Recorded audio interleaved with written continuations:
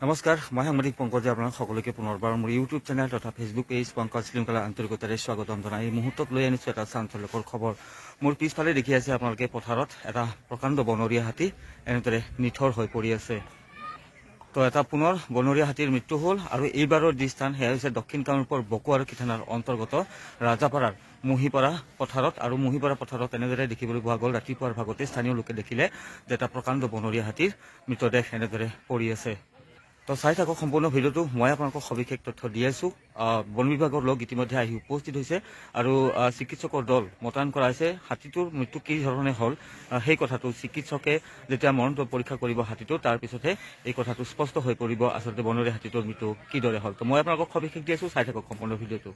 তো সময় বেছি নাই, 7 ডিচেম্বৰত খেল, মাজত মাত্ৰ কেইটামান দিন বাকী।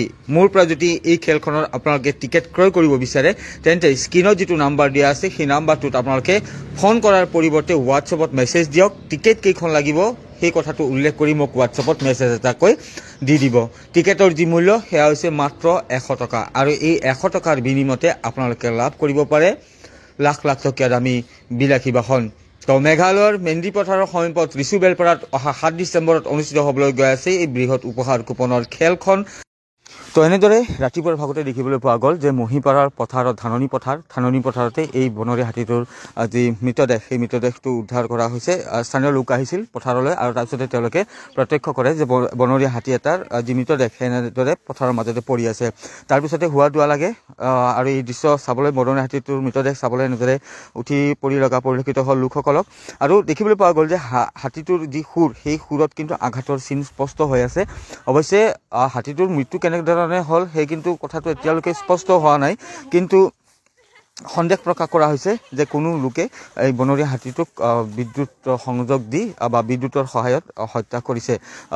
তো তেনেধৰণে সন্দেহ প্ৰকাশ কৰা হৈছে, যিহেতু হাতীৰ যি সুৰ সেই হাতীৰ সুৰত আচলতে জ্বলি যোৱাৰ চিন স্পষ্ট হৈ আছে আৰু আঘাতৰ চিন স্পষ্ট হৈ আছে। তো সেই দৃশ্যলৈ লক্ষ্য কৰি আচলতে সন্দেহ প্ৰকাশ কৰা হৈছে যে বনৰীয়া হাতীটোক আচলতে তেনেধৰণে হত্যা কৰা হৈছে।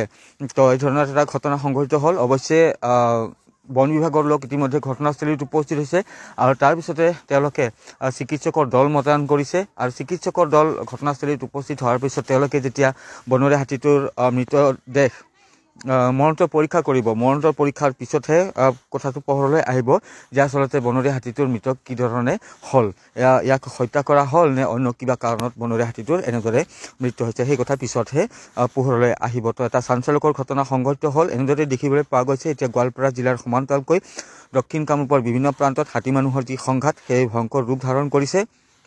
কেতিয়াবা যদি নিৰীহ লোকৰ মৃত্যু হৈছে বনৰীয়া হাতীৰ আক্ৰমণত, কেতিয়াবা ৰহস্যজনক অৱস্থাত বিভিন্ন প্ৰান্তত বনৰীয়া হাতীৰ যি মৃতদেহ সেই মৃতদেহ উদ্ধাৰ হৈ আহিছে।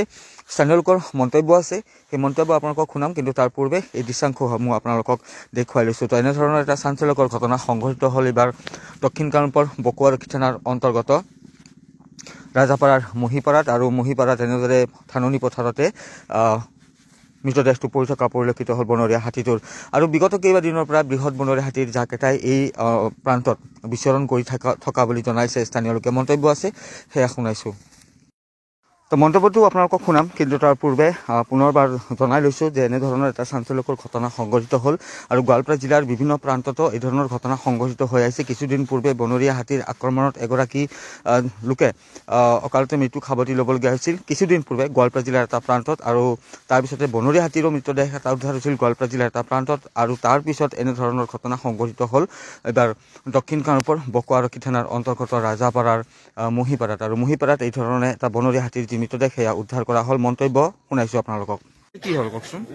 ৰাতিতে আজি হাতীটো মই ৰাতিপুৱা এনে বেলেগৰ মুখেৰে শুনিছোঁ, হয়, বাগৰি আছে এটা হাতী। হয়, বাগৰি মানে মৰি আছে?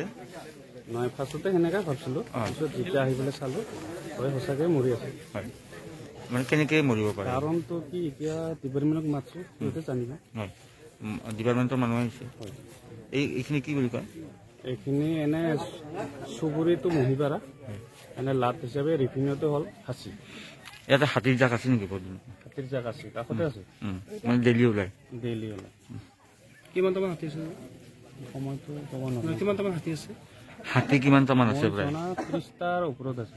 অঁ, কোনোবাই ব্যৱস্থা ল'লে নেকি?